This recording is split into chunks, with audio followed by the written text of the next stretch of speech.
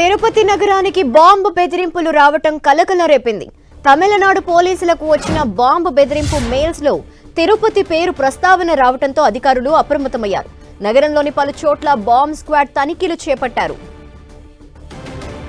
మరిన్ని వివరాలు మా ప్రతినిధి మురళి అందిస్తారు. మురళి, ధనలక్ష్మి, అంటే మొత్తంగా తిరుపతి నగరానికి ఒక్కసారిగా బాంబు బెదిరింపు వచ్చింది. నిజానికి గడిచిన 2-3 నెలలుగా ఇదే తరహాలో 3-4 సార్లు కూడా బాంబు బెదిరింపు రావడం జరిగింది. అప్పుడు పలు హోటల్స్కి, నగరంలోని ప్రముఖ హోటల్స్కి అంతా కూడా వచ్చింది. అయితే ఇప్పుడు వచ్చిన బెదిరింపు మాత్రం కాస్త భిన్నంగానే ఉంది. నిజానికి ఇది తిరుపతి పోలీసులకైతే రాలేదు. తమిళనాడులోని తిరువల్లూరు జిల్లా ఎస్పీకి ఈ మెయిల్ రావడం జరిగింది. అందులో ప్రధానంగా అంటే మనకు చూసాం నిన్న రాత్రి సరిగ్గా అర్ధరాత్రి దాటిన తర్వాత 1 గంట ప్రాంతంలో నేరుగా ఈ మెయిల్ వచ్చింది. ఈ మెయిల్ సారాంశం ఏంటంటే, ఈ తమిళనాడు ఇదివరకు నిన్న స్వయంగా తమిళనాడు సీఎం స్టాలిన్కు, అట్లాగే తమిళనాడు గవర్నర్ రవి గారి బంగ్లాకు, అట్లాగే నటి త్రిషాకు, వీరికంతా కూడా ఒకే మెయిల్ రావడం జరిగింది. అంటే ఆ బంగ్లాలు, వాళ్ళున్న నివాసాలు పేల్చివేస్తాం, గవర్నర్ బంగ్లా పేల్చివేస్తాం, త్రిషా ఇంటిని పేల్చివేస్తాం అంటూ మెయిల్స్ రావడం జరిగింది. అట్లాంటి ఒక మెయిల్స్ వచ్చిన కాసేపటికే నేరుగా తిరువల్లూరు ఎస్పీ కార్యాలయానికి మరొక మెయిల్ రావడం జరిగింది.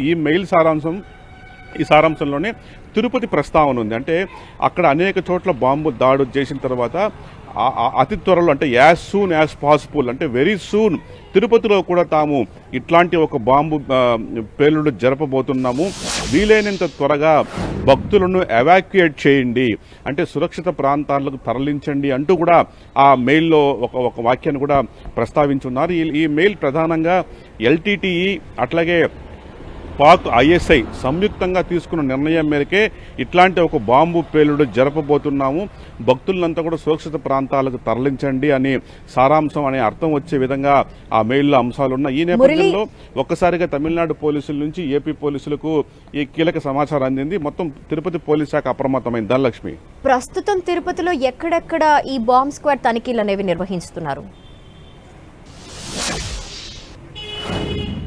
నిజానికి ఆ లేఖలో తాము నగరంలో పలానా చోట్ల బాంబు పేలుస్తామని ఎక్కడ కూడా ప్రస్తావించలేదు. కేవలం మొత్తం తిరుపతిలో పేలుస్తున్నాము, తిరుపతిలో పేలుడు జరగబోతున్నాము అని చెప్పడం జరిగింది. అయితే పోలీస్ శాఖ మాత్రం ఒక్కసారిగా అప్రమత్తమైంది. తిరుమల కొండపైన సాధారణ తనిఖీలతో పాటు తిరుపతి నగరంలోని యాత్రికులు ఎక్కువగా ఉండే విష్ణు నివాసం, అతిథి గృహం, శ్రీనివాసం యాత్రికుల సముదాయం, అట్లాగే బస్టాండు, రైల్వే స్టేషను, తిరుపతిలో ఉన్న తిరుచానూరు పద్మావతి అమ్మవారి ఆలయం, అట్లాగే గోవిందరాజస్వామి ఆలయం తదితర ప్రముఖ ప్రాంతాలు, అట్లాగే ఎక్కువ జనసమ్మర్దం ఉన్న ప్రాంతాల్లో ప్రస్తుతం పోలీసు జాగిలాలు తనిఖీలు కొనసాగిస్తున్నాయి. ఉదయం నుంచి కూడా ఈ తనిఖీలు కొనసాగుతున్నట్టు తెలుస్తోంది.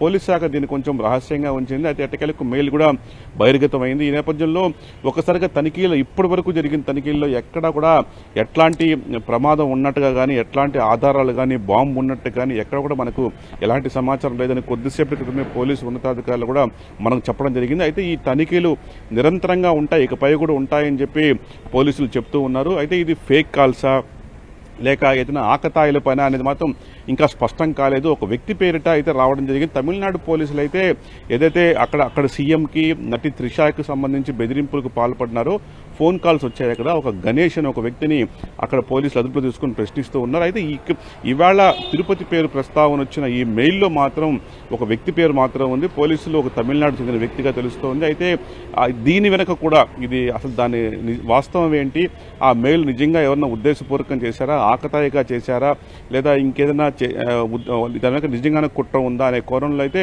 అటు తమిళనాడు ఇటు ఏపీ పోలీసులు సంయుక్తంగా అయితే చర్చిస్తూ ఉన్నారు. ప్రస్తుతం నగరంలో అయితే పలు చోట్ల సాధారణ తనిఖీలు అయితే కొనసాగుతూ ఉన్నాయి. ధనలక్ష్మి, అయితే మురళి, గత కొన్ని రోజుల నుండి ఇలాంటి ఫేక్ మెయిల్స్ అనేవి మనం చూస్తున్నాము, ప్రముఖులకి వస్తూ ఉన్నాయి, అలాగే విమానాశ్రయాలకు కావచ్చు, స్కూల్స్ కావచ్చు, ఇట్లాంటివి వస్తూనే ఉన్నాయి కంటిన్యూస్గా. సో ఇటువంటి నేపథ్యంలో ప్రతిసారి బాంబ్ స్క్వాడ్ తనిఖీలు చేపట్టడం, అక్కడ ఏం లేదని ఇది ఫేక్ మెయిల్గా గుర్తించడం, ఇలాంటివి జరుగుతున్న నేపథ్యంలో ఏ విధంగా ప్రభుత్వం అప్రమత్తంగా ఉండాలనుకుంటోంది ఇటువంటి వాటిపై?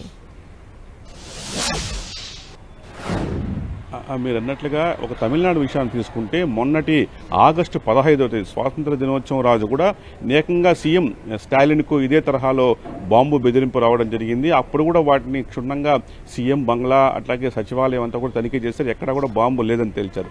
ఇక తిరుపతి విషయానికి వస్తే తిరుపతిలో ఉన్న ప్రముఖ హోటల్ అన్నిటికీ కూడా గడిచిన నెల కాలంగా అనేక మార్లు దాదాపు 5-6 సార్లు ప్రతిరోజు రాత్రి వేళ ఒక మెయిల్ వస్తుంది, మీ హోటల్ పేల్చేస్తామని వస్తుంది, మీ హోటల్లో బాంబులు పెట్టున్నామని వస్తుంది, అక్కడ బస చేస్తున్న వాళ్ళంతా కూడా ఎవాక్యుయేట్ చేయండి అని ఆ మెయిల్ సారాంశం. దీనిపైన పోలీస్ శాఖ కూడా చాలా వరకు కొంత సీరియస్గా తీసుకుంది. ఆ తర్వాత స్వయంగా ఎస్పీలు కూడా మీడియాతో మాట్లాడడం జరిగింది. అవంతా కూడా ఉత్తుత్తి కాల్సే అని తేల్చడం కూడా జరిగింది. కానీ అలాగని ప్రతి కాల్స్ని అలా తీసుకునేందుకు అవకాశం లేదు. ప్రతి ఫోన్ కాల్, అది ఒక్కసారి ఫోన్ వచ్చినా మెయిల్ వచ్చినా పోలీస్ శాఖ మాత్రం అప్రమత్తంగా ఉంది. తిరుపతి లాంటి మోస్ట్ సెన్సిటివ్ ప్లేస్ విషయంలో పోలీస్ శాఖ మరింత అప్రమత్తంగా ఉండాల్సి ఉంది. ఒక ఫోన్ వచ్చినా మెయిల్ వచ్చింది కాబట్టి ఈ నేపథ్యంలో మొత్తం నగరం అంతా కూడా అక్కడక్కడ కూడా జల్లెడ పడుతున్న పరిస్థితి కనిపిస్తోంది.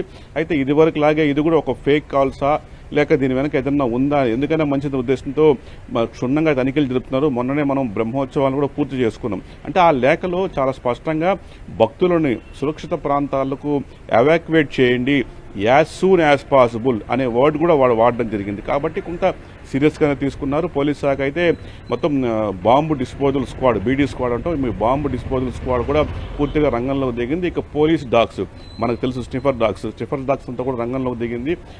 జనాలు యాత్రికులు కలిసే చోట జనసామర్థ్యం ఎక్కువగా ఉన్న అనేక ప్రాంతాల ప్రస్తుతం అయితే తనిఖీలు కొనసాగుతూనే ఉన్నాయి. ధనలక్ష్మి.